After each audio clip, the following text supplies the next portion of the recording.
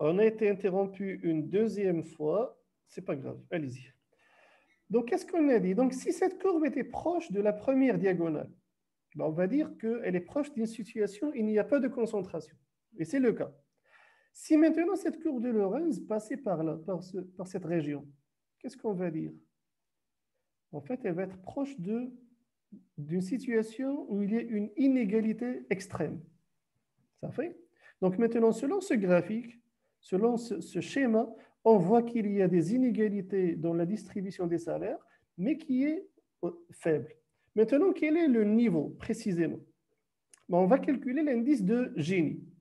Et pour calculer l'indice de Gini, donc il faut diviser, il faut mesurer cette surface. La surface de concentration, on doit d'abord la mesurer et la diviser par la surface du triangle ABC. Le problème, c'est comment faire. Donc en fait, ce qu'on va faire, c'est qu'on sait que la surface de ce rectangle, elle est égale à 1 sur 2, 1 demi.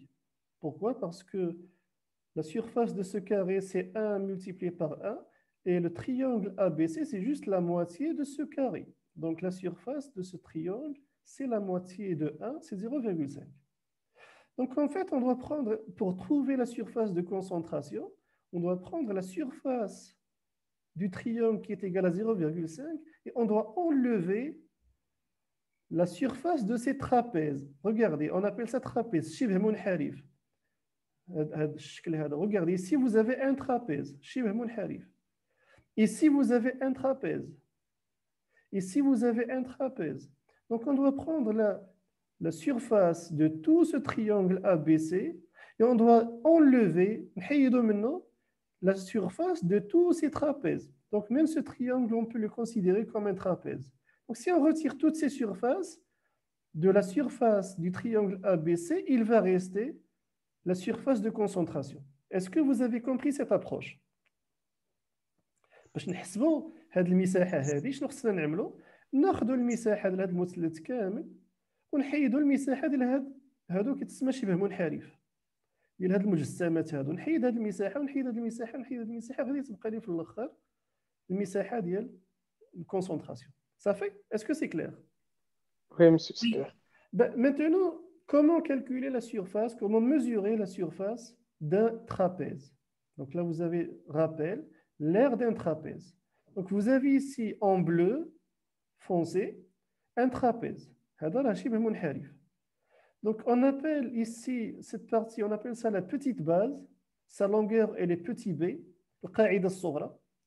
Ici vous avez la grande base, grand B. Et ici vous avez la hauteur, l'irtifa', petit h ou bien h. Bon, en fait, pour retrouver la formule qui donne la surface d'un trapèze, qu'est-ce qu'on fait? On va compléter le rectangle. Donc, qu'est-ce qu'on va? On va prendre en fait ici le même trapèze et on va l'ajouter ici. Donc, on a exactement le même trapèze, juste inverse. Et pourquoi c'est le même trapèze? Parce que vous avez ici la base, la grande base de longueur grand B, c'est la même que celle-ci, la grande base de longueur grand B. Et si vous avez la petite base de longueur petit b, c'est la même que cette petite base petit b. Et la même hauteur h ici. Donc finalement, ce que vous avez ici, en transparent, c'est exactement un autre trapèze que celui-là. Donc ici, si on calcule cette surface, si on arrive à mesurer cette surface, donc là finalement j'ai un rectangle, si j'arrive à mesurer cette surface, alors la surface du trapèze, ce sera la moitié de celle de ce rectangle. فهمتوا هذا المنطق ولا لا؟ عندي هنا شبه منحرف، نسيت القاعده ديالو، ما كنعرفهاش، ما يمكنليش نحفظ كل شيء. كيفاش غادي نحسب المساحه ديالو؟ غادي نكمل مستطيل حيت كنعرف نحسب المساحه ديال المستطيل والطول في العرض. اذا خديت هذا الشبه منحرف ونزيد واحد اخر بحال عندي جوج ديال الاشباه ديال الشبه منحرف اليوم قد نحسبوا المساحه ديال المستطيل ونقسموها على جوج باش تعطيني المساحه ديال شبه منحرف. صافي واضحه هذه القاعده هذه؟ Oui. Oui, Oui, oui, je c'est sais. bien. Donc ce qu'on va faire, donc quelle est donc la surface, l'aire de ce rectangle? C'est la largeur h, donc l'aire du rectangle, c'est la largeur petit h fois la longueur. La longueur ici, c'est petit b plus grand B. Tout ça, c'est la largeur du rectangle. Maintenant, on doit prendre la moitié, donc l'aire du trapèze en bleu, c'est la moitié. Donc, on doit prendre h multiplié par b plus b, et on doit la diviser par 2, et on obtient a, l'aire du trapèze. Ça fait? Maintenant, on doit appliquer cette règle au premier trapèze, à ce trapèze, à celui-là, et regardez ici, vous avez un rectangle. On peut dire que c'est un trapèze qui a b égale à 0, petit b égale à 0, parce qu'il n'a pas de petite base. Donc ça, on peut dire ce petit triangle, mais il n'a pas de petite base. La petite base est égale à 0. Donc on va d'ici jusqu'ici. Donc on peut appliquer cette même formule à ce triangle en remplaçant simplement la petite base par 0. C'est la seule différence. Ben, allons-y, comment on va faire? Donc ici, j'ai combien de trapèzes au total? J'ai le premier trapèze, le deuxième, troisième, quatrième, cinquième et sixième.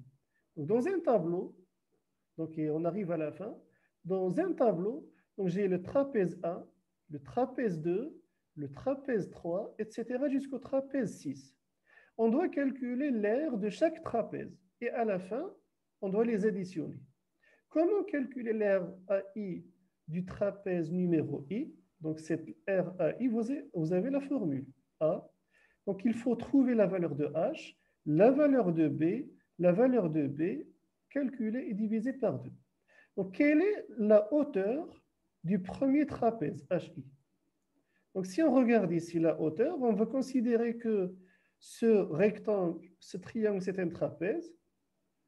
Ou bien oublions le premier pour l'instant, parce qu'il est un peu particulier. Passons au deuxième trapèze. On va regarder ce deuxième trapèze. Ça fait? Quelle est sa hauteur? La hauteur de ce trapèze, 0, c'est la différence en fait. 0,37. Non, mais si vous dites 0,37, ça veut dire que vous prenez toute cette distance. Il faut prendre 0,3750 moins 0,1625. Cette distance. Le centre. Là, monsieur le centre, vous prenez la différence. Quelle est la longueur de ce segment? Il faut prendre 0,3750 moins 0,1625. Et vous obtenez la longueur de ce segment. Et ce segment, c'est la hauteur de notre deuxième trapèze. Si vous faites le calcul, 0,3750 moins 0,1625, pour le deuxième trapèze, vous allez trouver une hauteur de 0,2125. Ça fait? Pour le deuxième trapèze. Pour le troisième trapèze, quelle est sa hauteur? Le troisième trapèze, quelle est sa hauteur? Donc on doit prendre, on doit mesurer cette distance. 0,78 moins 0,37. Voilà, donc c'est 0,7813 moins 0,3750 et le résultat pour le troisième trapèze, vous avez une hauteur de 0,4063. Pour le quatrième trapèze, donc le quatrième trapèze, quelle est sa hauteur? 1, 2, 3, 4. On doit prendre la différence entre 0,8938 et 0,7813. Le résultat, c'est 0,1125. Ça fait? Maintenant, quelle est sa petite... On va retourner au deuxième trapèze. Quelle est la longueur de sa petite base? Donc, on va reprendre le deuxième trapèze, c'est celui-là. Sa petite base, c'est la base qui est la plus petite. Quelle est sa longueur? Il suffit de lire en face. 0,6888. 0,0688. Ça, c'est la petite base du deuxième trapèze. Donc, elle est déjà donnée. Donc, le deuxième trapèze, sa petite base, c'est 0,0688. Quelle est la petite base du troisième trapèze? Donc, on doit reprendre le troisième trapèze. 1, 2, 3. Donc, quelle est sa petite base? C'est ce segment. Et quelle est sa longueur? C'est 0,2262. Donc là, c'est plus simple. Il n'y a pas de calcul à faire. Donc, pour le troisième trapèze, sa petite base, c'est 0,2262, etc. On va calculer les grandes bases. Reprenons le trapèze 2. Quelle est sa grande base? Le trapèze 2, sa grande base, c'est ce segment. Et quelle est la longueur de ce segment? C'est 0,2262. 0,2262. Ça, c'est la grande base du deuxième trapèze. Quelle est la grande base du troisième trapèze? Donc, on va prendre 1, 2, 3. Voici le troisième trapèze. Voici sa grande base. Et quelle est sa longueur? Ben, il suffit de lire 0,65, 61, etc., etc. Est-ce que maintenant vous savez comment retrouver les valeurs de H, B, petit b et grand B? Oui. Donc, Oui. il reste maintenant le premier trapèze. Je vous ai dit, le premier trapèze, c'est en fait un triangle. C'est un triangle. Mais on peut considérer que c'est un trapèze dont la petite base est égale à 0. Donc ici, en fait, on a un trapèze dont la petite base est égale à 0. Donc, quelle est sa hauteur? La hauteur, c'est simplement de 0 jusqu'à 0,1625. La différence, c'est 0,1625. Donc, la hauteur, elle est de 0,1625. Et quelle est la longueur de sa grande base? Donc, ici, vous avez la grande base et sa hauteur, elle est de 0, sa longueur, elle est de 0,0688. 0,0688. Ça fait? Donc, maintenant, on a tous les éléments, tous les ingrédients pour mesurer l'aire de chaque trapèze. Donc, quelle est l'aire du premier trapèze? La règle, il faut additionner les bases, multiplier par la hauteur et diviser par 2. Si vous calculez la somme des bases, 0 plus 0,0688, vous multipliez le résultat par H et vous divisez par 2, l'aire du premier trapèze est de 0,0056. Il suffit d'appliquer la formule. Ça fait? Et ainsi de suite. Donc, pour calculer l'aire de chaque trapèze, donc vous avez les éléments qu'il faut, vous avez la formule, vous faites le calcul, et voici les résultats. Mais qu'est-ce qui reste à faire? On a dit, on doit prendre la surface pour trouver l'aire de concentration. On doit prendre l'aire du triangle ABC et enlever la somme des aires des trapèzes. On sait que l'aire, donc il faut d'abord calculer la somme des aires des trapèzes. On a calculé l'aire de chaque trapèze, il suffit maintenant de calculer sa somme. Quelle est donc l'aire du trapèze? Je vous ai rappelé la formule. L'aire du trapèze numéro I. Donc voici la formule. Maintenant, comment mesurer l'aire de concentration? Je vous ai dit, on doit prendre l'aire du triangle ABC qui est égal à 0,5. Donc ici, le triangle ABC, son aire, c'est la moitié du carré. Le carré, il a une aire égale à 1. Donc l'aire du triangle ABC est égale à 0,5. Donc on doit prendre ici l'aire de concentration, c'est l'aire du triangle 0,5 moins la somme des aires des trapèzes. J'ai combien de trapèzes? De 1 jusqu'à 6. Donc on doit calculer, on doit additionner les AI avec I qui va de 1 jusqu'à 6. Et donc l'application numérique, on aura 0,5 moins la somme des aires des trapèzes et le résultat est égal à 0,1055. Maintenant, j'ai l'aire de concentration. Elle est égale à 0,1055. Je peux maintenant calculer l'indice de Gini. L'indice de Gini, selon la formule, donc il est égal au rapport entre l'air, etc., ou bien c'est simplement 2 fois le rapport de l'aire de concentration. Donc vous prenez l'aire de concentration, vous multipliez par 2 pour obtenir l'indice de Gini. Cette formule, elle vient simplement de celle-ci. Si vous remplacez l'aire du triangle par 0,5, divisé par 0,5 revient à multiplier par 2. C'est la même chose. Et donc, qu'est-ce qu'on a ici? Donc l'indice de Gini, c'est 2 fois l'aire de concentration. Et si vous multipliez l'aire de concentration qui est de 0,1055 par 2, vous allez trouver une valeur de 0,211. On peut l'exprimer en pourcentage. On dit par exemple ici, c'est 21%. Donc on a une concentration de 21% des salaires. Et 20%, donc c'est à peu près, c'est cette surface. Ça fait? Donc 20%, c'est plus proche de 0 que de 1. Est-ce que maintenant vous avez compris? Donc là, le cours s'arrête à ce niveau. Je vous donne quand même une application réelle pour voir en fait à quoi sert cette application. Est-ce que maintenant vous avez compris, même si en fait vous n'aurez pas ça le jour de l'examen, mais c'est bien de le savoir, Est-ce que vous avez compris cette mesure de concentration, à quoi elle sert et comment on la calcule? Oui, monsieur. Oui.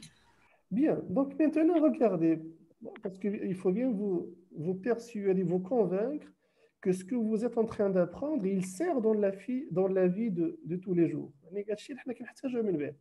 Donc pour cela, je vais donc partager avec vous donc une note que j'ai déjà partagée sur la page Facebook. Et je vous ai dit, donc vous allez directement à la page 6. Donc en fait, le reste ne nous intéresse pas. Donc on va à la page 6. Donc en fait, déjà, c'est une note, regardez. Donc il faut d'abord savoir, Royaume du Maroc, donc le Haut Commissariat au Plan. Donc ici, vous avez inégalité sociale et territoriale à la lumière des résultats de l'enquête nationale sur la consommation et les dépenses des ménages en 2014. Ça fait. Donc en fait, ici, on va voir, ce qui nous intéresse déjà, ce sont les inégalités sociales. الفوارق الاجتماعية. هذوما اللي كيهموني. Donc on ne va pas voir les inégalités territoriales. يعني الفوارق المجالية.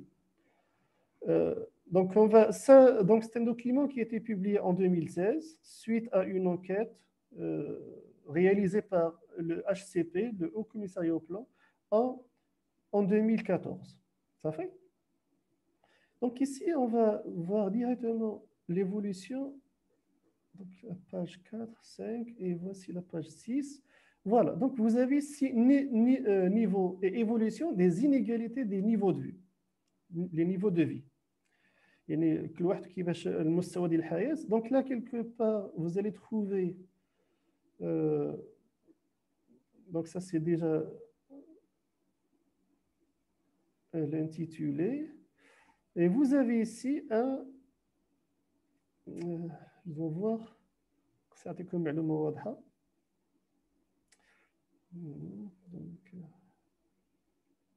Voilà, donc c'est mieux d'aller jusqu'à. Voilà, donc vous avez ici quelques statistiques. Regardez ce que publie le HCP. Dans ces conditions, les inégalités sociales mesurées par l'indice de Gini, ce qu'on vient de voir, ont affiché une première inflexion de leur tenace rigidité à la baisse, passant de, regardez, en 2001, quelle était la valeur de l'indice de Gini? En 2001, l'indice de Gini, il était de 40,6%. Je vous ai dit. Regardez, donc 6 ans après, en 2007, quelle était la valeur de l'indice de Gini? C'était pratiquement 40,7. 40,7. Et en 2014, quelle est la valeur, l'indice de Gini? 39,5. Donc là, qu'est-ce que vous constatez? Donc, sur un niveau graphiquement, vous avez ici l'indice de Gini en pourcentage, l'évolution de l'inégalité du niveau de vie. Donc en 2001, il était de 40,6%. Il est passé à 40,7%. C'est pratiquement la même valeur en 2007. Et en 2014, il y a une légère baisse. Donc, il est passé de 47 à 39,5. Qu'est-ce qu'on conclut? On conclut que quand même le niveau des inégalités sociales ou bien de l'inégalité du niveau de vie au Maroc reste relativement assez élevé. Et là, je viens de voir tout à l'heure, même aux États-Unis, il est de 40%. Au Danemark, il est de 27%. Donc au Danemark, il y a moins d'inégalité des revenus.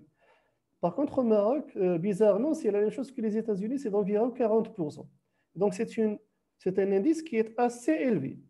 Et donc, que doit faire l'État? L'État doit prendre des décisions politiques et économiques pour réduire justement ces inégalités sociales.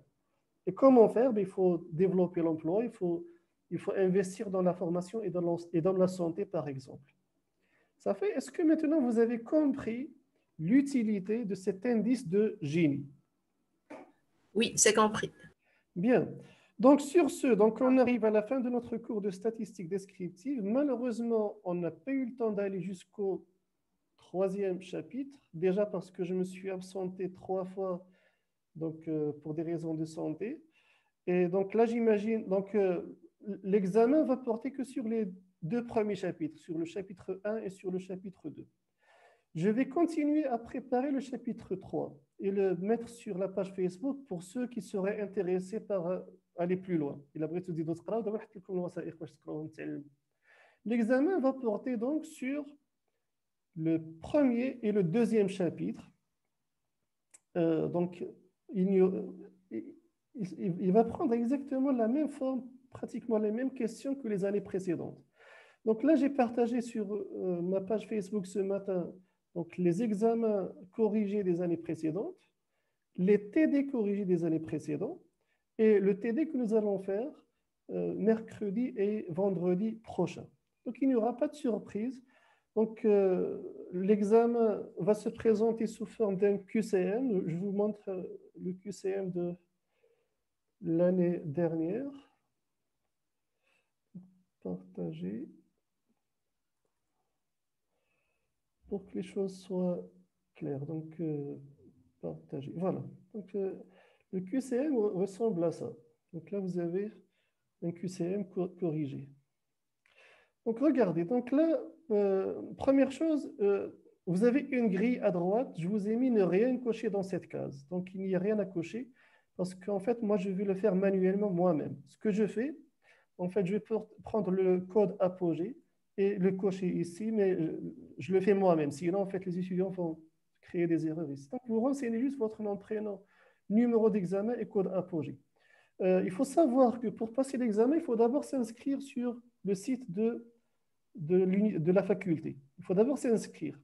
Et quand vous vous inscrivez, vous imprimez vous recevez ou bien vous imprimez une convocation à l'examen.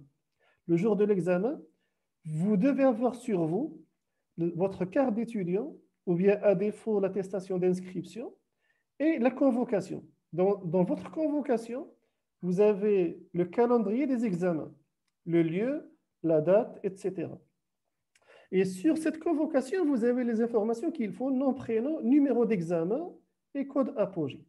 Ça fait donc il faut renseigner les deux, le numéro d'examen et le code apogée. Pourquoi? Si jamais vous voulez vérifier votre note, ça nous simplifie en fait, on va chercher la recherche de votre copie. Généralement, la durée d'examen est de 1h30, donc d'habitude. Donc elle est de 1h30. Donc si cette année, l'examen, donc si la durée est encore de 1h30, vous aurez 2 exercices. Donc comme d'habitude, exercice 1 et exercice 2. Si l'administration fixe la durée d'examen à 1 heure, vous aurez un seul exercice. Donc regardez les questions posées. Donc l'exercice 1, exercice. Ah oui, donc là, j'ai pas l'énoncé. Donc normalement, vous avez l'énoncé en même temps.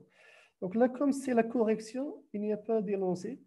Donc, regardez juste les questions qui vous seront posées. Donc, la variable statistique est étudiée et de nature. Donc, la première question. Attendez, donc je vais chercher. Seulement une remarque. Chaque question dépend de l'autre. C'est-à-dire, question 1 dépend de la question 2, de la question 3, etc. Ou bien des questions différentes. Ça dépend. Attendez, je vais juste chercher examen corrigé. Je vais juste chercher. J'ai pas l'énoncé ici. Je vous donnerai, un exemple de l'énoncé. Ici, en fait, j'ai juste le corrigé. Vous arrivez à le voir ou non? Oui.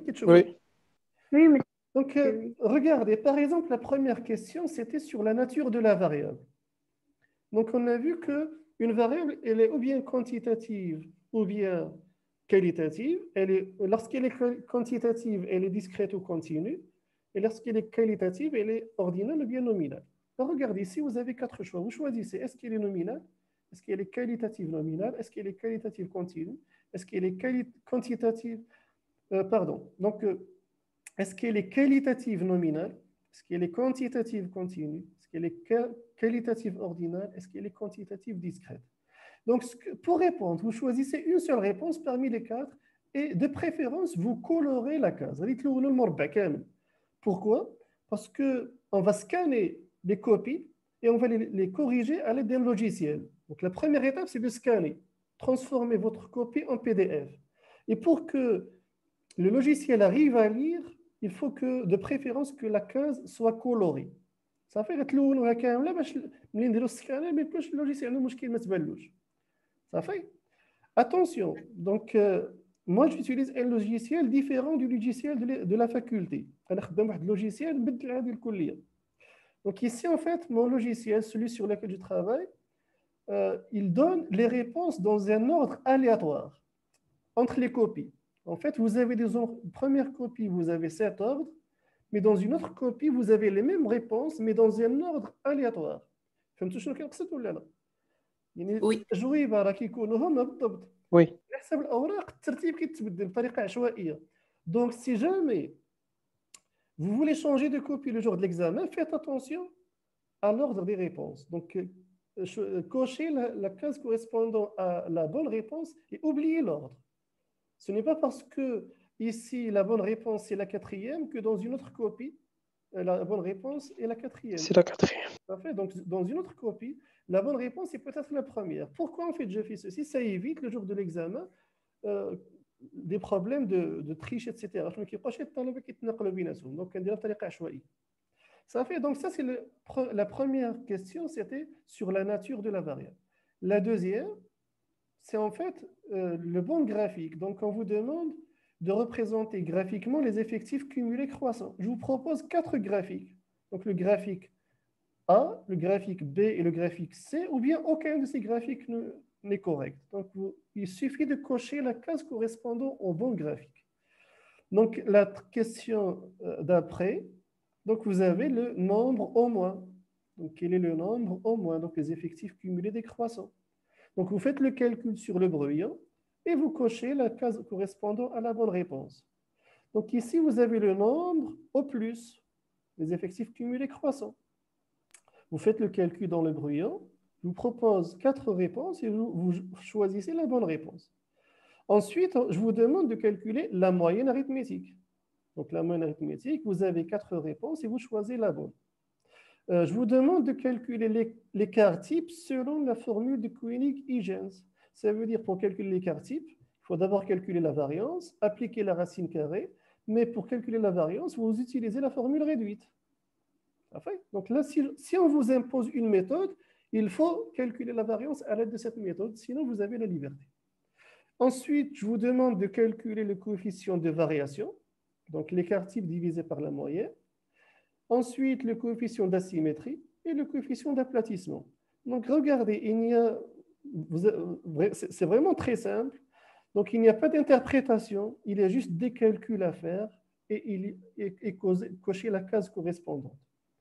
Donc là, cette variable, c'est une variable qui est quantitative discrète. Donc si vous avez un exercice sur une variable quantitative, le deuxième sera sur une variable qualitative. Donc, par exemple, ici, regardez, vous avez, attention, pas forcément. Donc en fait, vous aurez 2 exercices. En général, un exercice sur les variables quantitatives et un exercice sur les variables qualitatives. Mais je peux changer, donc je ne le sais pas encore. Par exemple, dans le deuxième exercice, vous avez une variable qui est quantitative continue. Et je vous demande de calculer le mode. Bien sûr, le mode, c'est la borne inférieure de la classe modale, etc. Donc, selon la formule, parce que c'est une variable continue. Je vous demande de calculer la médiane. Donc ici, vous le faites par interpolation linéaire. Je vous demande de calculer le premier quartile et le troisième quartile, et le premier décile et le 9e décile, l'étendue de la série, l'écart interquartile et l'écart interdécile. Donc vous voyez que tous ces éléments, nous les avons vus dans notre cours.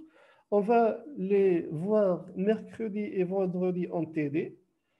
Donc finalement, vous avez maintenant une idée sur l'examen. Il n'y aura pas d'interprétation, il y a juste des calculs à faire et de cocher la case correspondante. Est-ce que selon les questions que je vous ai montrées, est-ce que l'examen sera à votre portée ou non? Oui, monsieur. Vous voyez qu'il n'y a pas grand-chose, mais il faut quand même faire un effort, il faut se préparer. Ce n'est pas parce que l'examen semble facile qu'il ne faut pas faire d'effort, donc il faut bien se préparer. Ça fait? Donc, dans votre examen, donc, il faut préparer le chapitre 1 et le chapitre 2. Il n'y aura pas de questions sur l'opérateur sigma et pi. Ça fait? Vous n'aurez pas de questions sur les démonstrations. Donc, démontrer la formule du mode, démontrer la formule de la médiane. Donc, il n'y a pas de questions sur les démonstrations.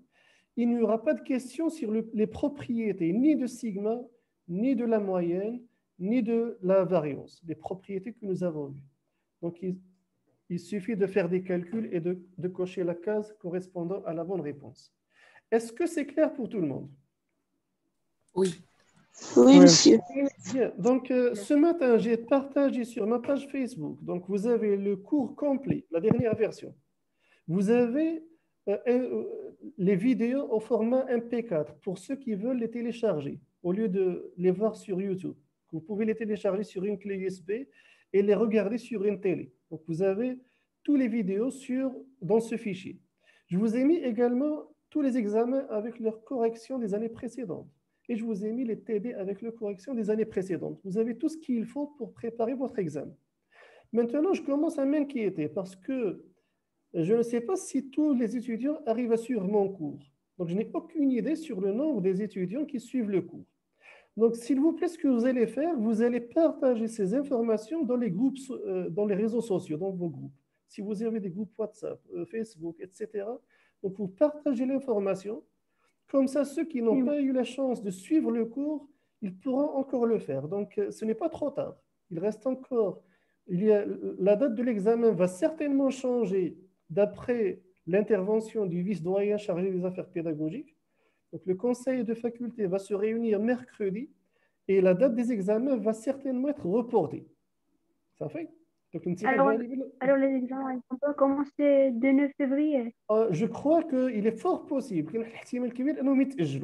Donc, il est fort possible que les examens soient décalés d'un mois, par exemple. Je ne sais pas de combien, mais il y a une forte chance que les examens soient décalés.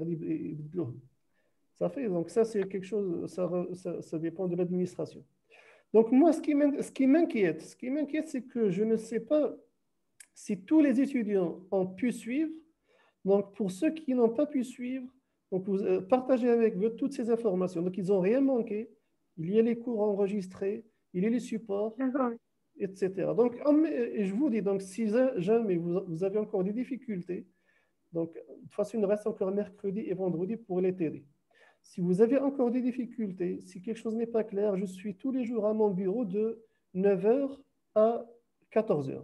Bureau 5, donc vous demandez à l'agent de sécurité, donc il vous indiquera mon bureau. Donc je suis disponible si vous avez encore des questions ou quelque chose n'est pas clair. C'est bon pour tout le monde? D'accord. Oui, monsieur, merci beaucoup. Oui, monsieur. J'ai une petite question, s'il vous plaît. Je vous remercie tout d'abord pour les éclaircissements et le détail que vous avez donné. Juste pour la précision des chiffres. Excusez-moi, il y a une formule ou non? Donc, en fait, pour la précision, ne vous inquiétez pas, puisqu'en fait, donc vous aurez des. Je vais essayer d'éviter ces problèmes d'arrondi. Je vais faire en sorte, parce que ça m'a posé un problème l'année dernière. Donc, je vais essayer de faire en sorte qu'il y ait moins d'arrondis possible. Les arrondis. Je vais essayer de faire en sorte. Mais si, de toute façon, on va les rencontrer. Si jamais vous avez des arrondis, donc vous gardez 2 chiffres après la virgule. Vous gardez 2 chiffres après la virgule. Ne vous inquiétez pas, donc lorsque vous allez faire vos calculs, vous allez voir que la réponse que vous avez trouvée, si vous avez suivi la bonne méthode, se trouve parmi les réponses proposées. Ça fait? D'accord, merci. Dans les QCM, est-ce qu'il y a une seule réponse toujours ou bien Voilà, donc vous avez 4 propositions, une seule est correcte. Donc, une seule. vous avez 4 réponses possibles, 4 propositions, mais une seule est correcte. Ça fait rien, machine juge. Je vais peut-être, pour éviter ce problème d'arrondi, par exemple, regardez, si la moyenne, la bonne réponse est de 13,45. Je vais peut-être vous dire, vous donner un intervalle. Par exemple, la moyenne appartient à l'intervalle 13-14. Ce sera peut-être plus simple pour éviter ce problème d'arrondi. Qu'est-ce que vous en pensez? مثلا بلا سمعتكم القيمه ديال لا موين نقول لكم واحد المجال لا موين كاينه في هذا المجال. Oui, c'est une idée. Donc je vais voir comment faire. Juste une petite précision. D'habitude, en temps normal, j'adopte une correction selon le système dit canadien. Ça veut dire une bonne réponse, vous avez votre point. Une mauvaise réponse vous pénalise. Pourquoi? Parce que ça retire tout ce qui est aléatoire. Il y a des gens qui répondent de manière tout à fait aléatoire. Donc, le système canadien permet de contrôler ce phénomène. Mais là, nous sommes dans une situation exceptionnelle du coronavirus. Donc, je vais adopter une correction. Je ne vais pas adopter le système canadien. Parfait. Exceptionnellement, étant donné la situation épidémique du pays, donc je ne vais pas adopter le système canadien. Donc, mais essayez d'être quand même plus strict, plus rigoureux, parce que tout à l'heure, on m'a dit, est-ce que les questions sont liées les unes aux autres? Ben, regardez, pour calculer l'écart type, il faut bien calculer une moyenne. Donc, ces deux questions dépendent l'une des autres. Si vous faites des calculs, si vous vous trompez dans le calcul de la moyenne, ben, l'écart type sera aussi faux. Et le coefficient de variation également. Et le coefficient d'asymétrie et le coefficient d'aplatissement, parce qu'ils dépendent tous de la moyenne. Si vous commettez une erreur dans l'écart type, ça peut influencer le reste. Donc là, j'espère que vous aurez 1h30 d'examen. Donc ces exercices... Faire attention au calcul. Voilà, donc en fait, conseil, vous faites les calculs sur votre brouillon et il faut se concentrer, il ne faut pas le faire vite fait. Ne répondez, ne cochez la case qu'avant de sortir. Mais libre à vous de voir. Donc, mais ne vous inquiétez pas. En général, donc, ça se passe très bien en statistique. Les étudiants, donc déjà 50% arrivent à valider dès la première session et une grande partie en deuxième session. Est-ce que vous avez encore des questions ou des remarques? Non, monsieur, tout est clair. Merci. Non, monsieur, merci. Bien, donc, rendez-vous mercredi pour le deuxième TD. Et je suis toujours à mon bureau si vous avez encore des questions. À mercredi. Merci, monsieur. D'accord, monsieur. Merci beaucoup.